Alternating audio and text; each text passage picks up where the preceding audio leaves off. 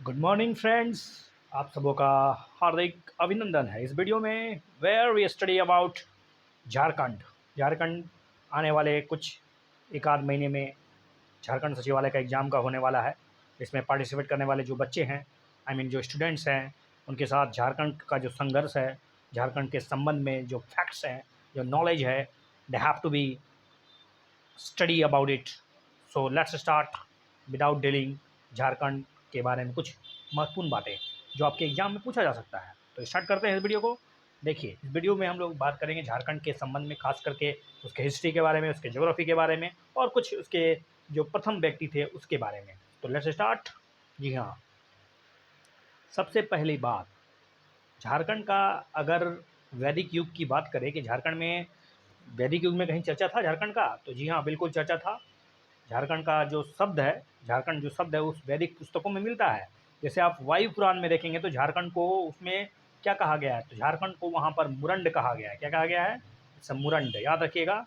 That could be ask कि झारखंड को वायु पुराण में क्या कहा गया है, दैट इज कॉल्ड मुरंड। तो उसमें झारखंड को मुरंड कहा गया है। जबकि विष्णु पुराण में इसको क्या कहा गया है? विष्णु पुराण में इसको मुंड नाम दिया गया है, मुंड। तो विष्णु पुराण में मुंड और वायु पुराण में आप बताइए कि वायु पुराण में क्या कहा गया है, तो मुरंड। ओके, याद रखिएगा, मुरंड। महाभारत काल में छोटा नागपुर क्षेत्र को क्या कहा गया है झारखंड के में? तो भारत के जो महाभारत काल था उसमें छोटा नागपुर क्षेत्र को पुंडरिक नाम से जाना जाता है, पुंडरिक।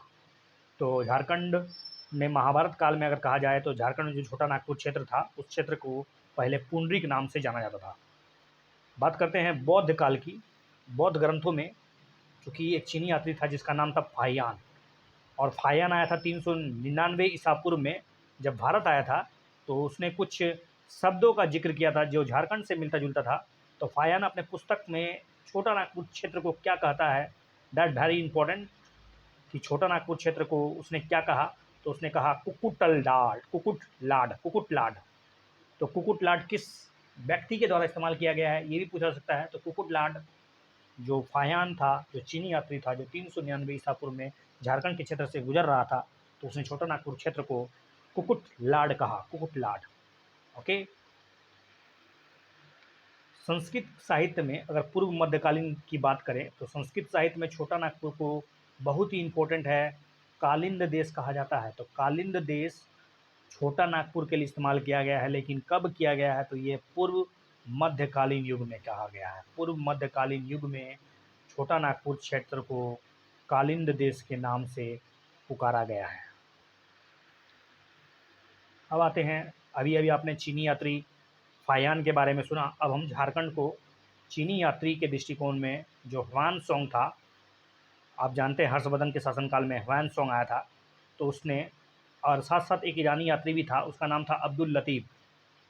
अब्दुल लतीफ़ और झारखंड का में चीनी यात्री ह्वानसोंग ने ईरानी धर्म आचार्य मुल्ला बहबहानी ने भी इसका जिक्र किया है।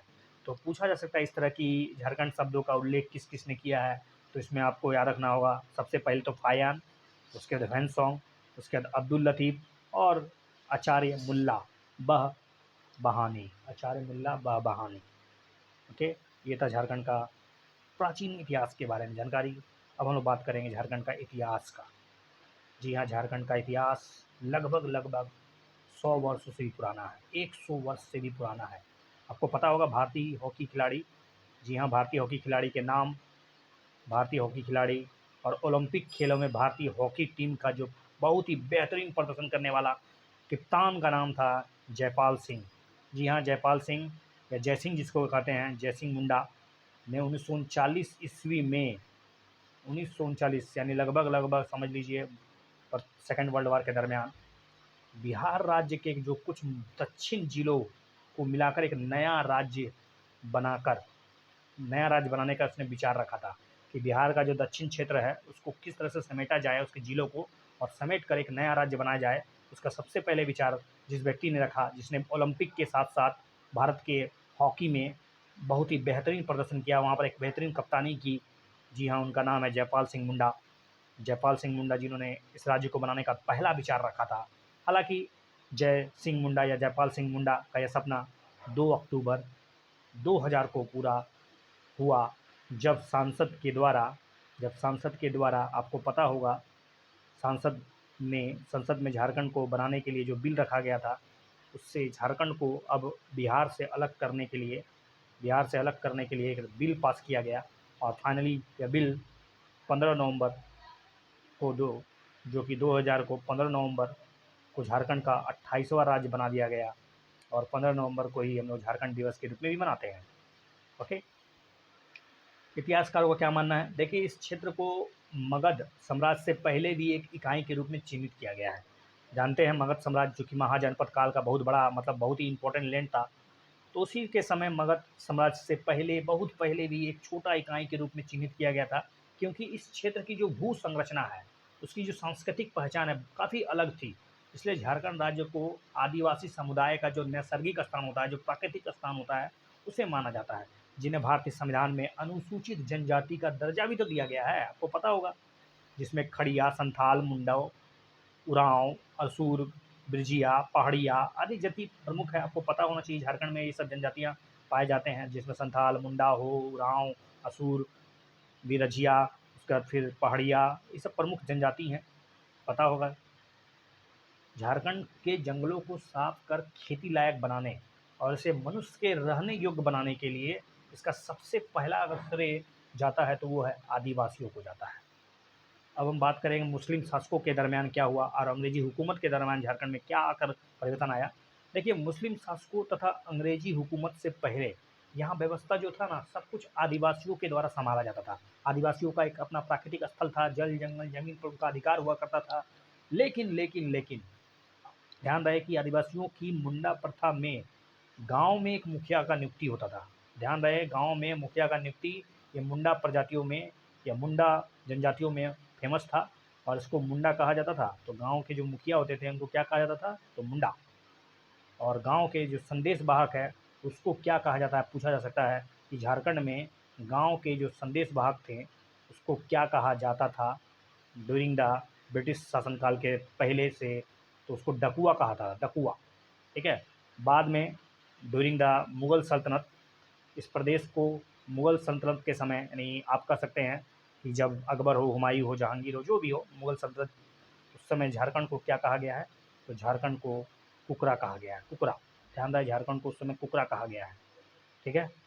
अब बात करते हैं 1765, जहाँ पर आप जानते हैं कि बक्सर का युद्ध 1764 को होता है, इलाहाबाद की संधि होती है, बंगाल, बिहार, उड़ीसा दीवानी राइट्स मिल जाता है। उसके बाद 1765 चूँकि dual system, you know about that, 1765 से 1773 डीआरके सिस्टम लागू कर दिया जाता है। सारा पावर जो है अंग्रेजों के द्वारा हथिया लिया जाता है और राजा के पास कुछ रहता नहीं है। तो 1765 के बाद यह क्षेत्र जो है ब्रिटिश राज्य के अधीन हो गया, जिसमें उस समय पूरा का पूरा बिहार हुआ करता था, पूरा बंगाल हुआ करता था। ब्रिटिश साम्राज्य की अधीनता के दरमियान यहाँ के आदिवासियों को बहुत कष्ट झेलना पड़ा, बहुत उन पर अत्याचार हुआ, उनको बाहर से आने वाले लोगों का दबदबा आखिर उनको सहना पड़ा। दीकू कहते थे उनको, दीकू। ठीक है। दिन प्रतिदिन बढ़ते अत्याचार के कारण क्या हुआ? आदिवासी द्वारा कई विद्रोह किए गए। उस कई विद्रोह में कुछ फेमस विद्रोह हैं, उनको हम जानेंगे, रटेंगे, समझेंगे और साथ साथ याद भी करेंगे। तो लेट्स स्टार्ट अबाउट द विद्रोह और आंदोलन। तो 1772 में और 1780 के दरमियान एक सबसे पहला विद्रोह अगर झारखंड में होता है, खास करके अपने समाज, अपनी संस्कृति, अपने जंगल जमीन और अपनी रीति रिवाज और परंपराओं को बचाने के लिए पहला विद्रोह अगर झारखंड में होता है, दैट इज पहाड़िया विद्रोह। तो वो कौन सा विद्रोह था? वो था पहाड़िया विद्रोह। ठीक है। तो पहाड़िया विद्रोह कब होता है? 1772 से 1780 के दरमियान।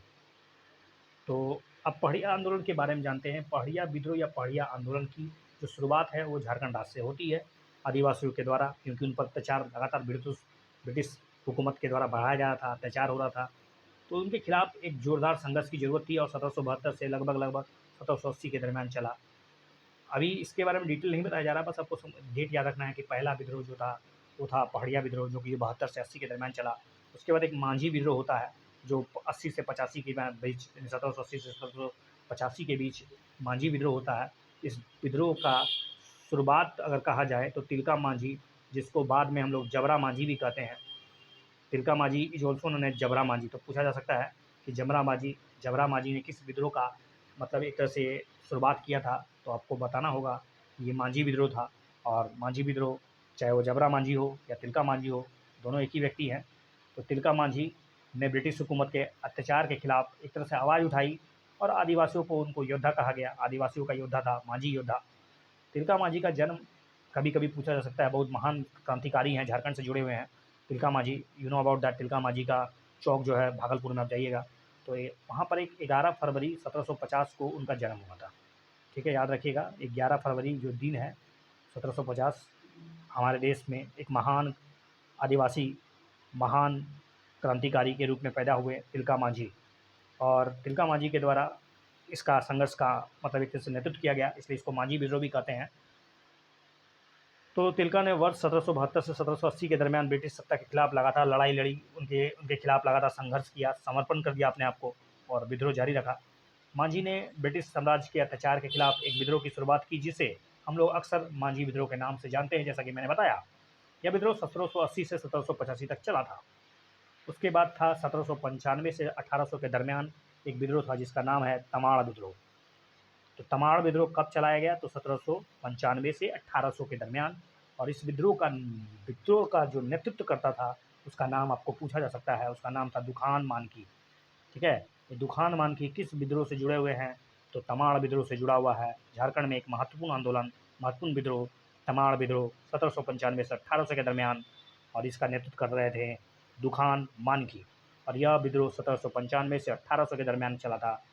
अगला बात करते हैं जो बहुत ही फेमस, झारखंड में हर विद्रोह में अगर किसी एक महान विद्रोह का चर्चा किया जाता है तो वह है मुंडा विद्रोह। जी हाँ, मुंडा विद्रोह जो कि 1795 से 1800 के दरमियान चलाया गया।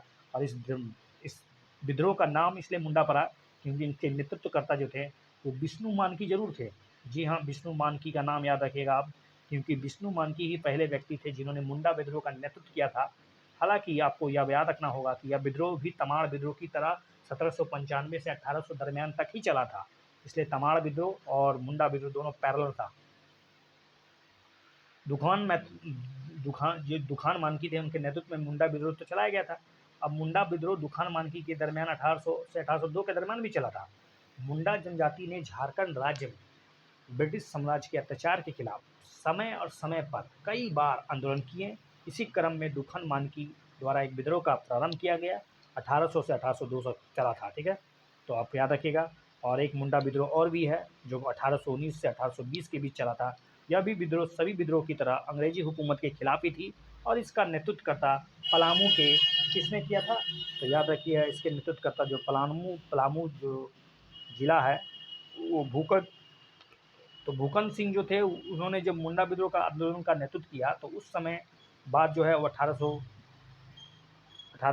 1922 के दरमियान। ठीक है, खेवर विद्रोह, खेवर विद्रोह ये चला था आपका 1832 से 1833 के दरमियान। खेवर विद्रोह जो कि 1832 से 33 के दरमियान चला, इसमें बहुत लोग शामिल थे जिसमें आप कुछ व्यक्ति का नाम याद रखिए, जैसे कि सबसे पहले कि दुबाई गोसाई, दूसरा पटेल सिंह, तीसरा भगीरथ। तो 3 व्यक्ति, एक दुबाई गोसाई, दूसरा पटेल सिंह, तीसरा भगीरथ, उनके नेतृत्व में 1832-1833 के बीच खेवर विद्रोह का आंदोलन अंग्रेजों के खिलाफ चलाया गया और यह विद्रोह 1833 तक चला था। और फिर जाके भूमिज विद्रोह होता है। भूमिज विद्रोह 1833 से 34 के दरमियान। कभी कभी सीरियल क्रम में आपको आंदोलन पूछ दिया जाएगा कि चौहाड़ विद्रोह, तुवाड़ विद्रोह, भूमिज विद्रोह, मांझी विद्रोह, इस तरह से कई आंदोलन दे देंगे और उसको आपको लाइन बाय लाइन लिखना पड़ेगा। तो याद रखिएगा भूमिज विद्रोह 33 से 34 के दरमियान। और इस विद्रोह का जो नेतृत्व कर रहे थे वो एक संत थे, इन संत का नाम याद रखिएगा, संत गंगा नारायण। जी हाँ, गंगा नारायण का नाम किस विद्रोह से जुड़ा हुआ है? तो वह है भूमिज विद्रोह। भूमिज विद्रोह से गंगा नारायण का वास्ता है। इस विद्रोह को संत गंगा नारायण ने वर्तमान जो बंगाल का जो मिदनापुर है उसके वहाँ से जो जंगल और महल के जो आदिवासी है उसके मदद करने के लिए शुरू किया था।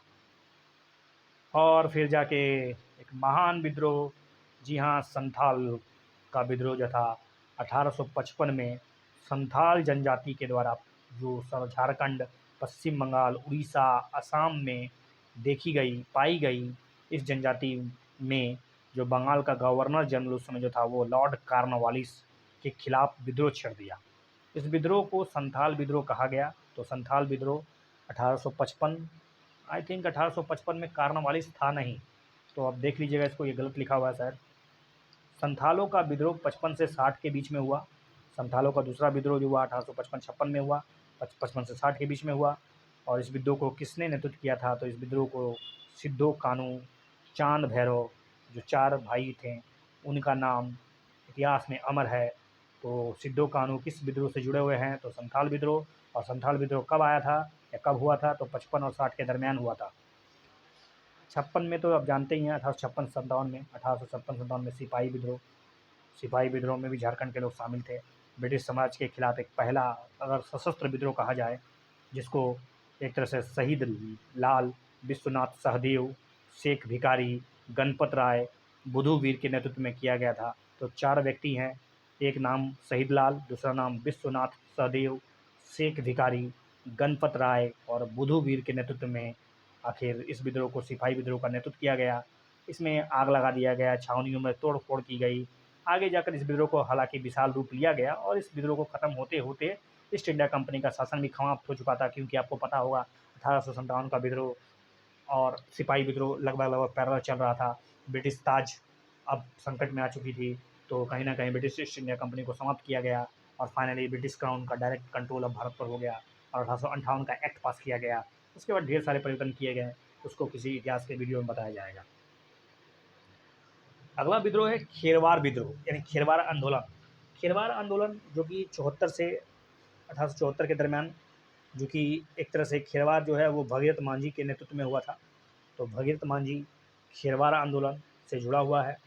इनका 18 नेतृत्व जो है 1874 में किया गया और भगीरथ मांझी तिलका मांझी के पुत्र थे। याद रखिएगा, तिलका मांझी मांझी विद्रोह से जुड़ा हुआ है, लेकिन भगीरथ मांझी के द्वारा एक विद्रोह चलाया गया, उसका नाम है खेरवार आंदोलन। तो भगीरथ मांझी जो थे किसके बेटे थे, ये भी पूछा जा सकता है कभी कभी।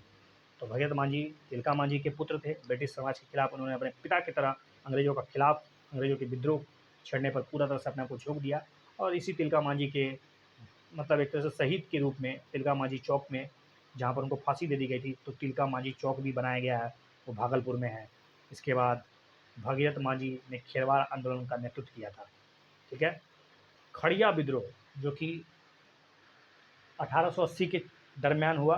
तो खड़िया विद्रोह सबसे पहले तो 1880 में हुआ। इसकी शुरुआत तेलंगा खड़िया ने की थी। याद रखिएगा, खड़िया विद्रोह का नेतृत्व किसने किया था? तेलंगा खड़िया ने किया था। और तेलंगा खड़िया का जन्म जो हुआ था वो 1806 में हुआ था, झारखंड के गुमला जिले में। ठीक है। और एक और महान विद्रोह आ चुका है, जी हाँ, मुंडा विद्रोह भी इतिहास में बहुत ही फेमस है। अगर जनजाति विद्रोह और आदिवासी विद्रोह में एक विद्रोह का नाम अगर लिया जाए तो वो मुंडा विद्रोह भी आता है। तो मुंडा विद्रोह 1895 से 1900 के दरमियान हुआ। और ये विद्रोह किसके नेतृत्व में हुआ था? तो बिरसा मुंडा के नेतृत्व में हुआ था। और आपको ध्यान रखना होगा, यह विद्रोह मुंडा विद्रोह इसलिए कहलाता है क्योंकि मुंडा जनजातियों ने 18वीं से 20वीं सदी में जो कुछ हो रहा था, उनके समाज में जो कुछ परिवर्तन अंग्रेजों के द्वारा लाया जा रहा था, उनके विरोध में हुआ था। और इस विद्रोह का नेतृत्व बिरसा मुंडा ने किया था। बिरसा मुंडा को लोग मुंडा परिवार के या पूरा झारखंड समुदाय में इनको अभी भी भगवान के रूप में माना जाता है। तो इन्होंने उलगुलान विद्रोह कहा जाता है, जिस स्थान पर हलीहातू कहा था, हलीहातू। तो हलीहातू जब आए, उलीहातू जब आए, झारखंड में बिरसा का जन्म जो था वो अलीहातू नामक स्थान पर हुआ था। बिरसा के नेतृत्व में झारखंड में एक महान विद्रोह जो कि यूपीएससी में भी पूछा जा चुका है, ठीक है, तो वो है उलगुलान विद्रोह। उसी को हम लोग कभी कभी मुंडा विद्रोह बोलते हैं, बिरसा मुंडा विद्रोह बोलते हैं। ठीक है। और ये मुंडा जनजाति के लोग का आज तक भगवान बिरसा को पूजते हैं, क्योंकि उनके पास एक अद्भुत शक्ति थी, उनको लोगों को मोहित करने, सम्मोहित करने, उन्हें एक विशेष प्रकार का मतलब दिव्य शक्ति प्राप्त था। सभी विद्रोह के अलावा और भी कई विद्रोह ब्रिटिश साम्राज्य के खिलाफ हुए, लेकिन इनमें से सभी भारतीय ब्रिटिश सेना द्वारा निष्फल, मतलब एक तरह से असफल कर दिया गया। विद्रोह के बाद वर्ष 1914 में फिर से विद्रोह हुआ और उसका नेतृत्व जो किया था वो ताना भगत ने किया था। तो 1914 में फिर से विद्रोह हुआ, उसका नेतृत्व किया था ताना भगत। इसलिए इस आंदोलन का नाम जो है कभी कभी ताना आंदोलन भी कहते हैं। और आदिवासियों के सहयोग से 26,000 आदिवासी इकट्ठा हुए थे और ब्रिटिश साम्राज्य की एक तरह से भारी नुकसान पहुंचाए थे। और आंदोलन को प्रभावित होने के बाद महात्मा गांधी ने भी सविनय अवज्ञा आंदोलन की शुरुआत की थी। ओके, तो इस वीडियो को देखने के लिए बहुत बहुत धन्यवाद। बने रहिए इस चैनल में और देखते रहिए, सीखते रहिए झारखंड जी के। Thanks for lots. Thank you my friends, thank you.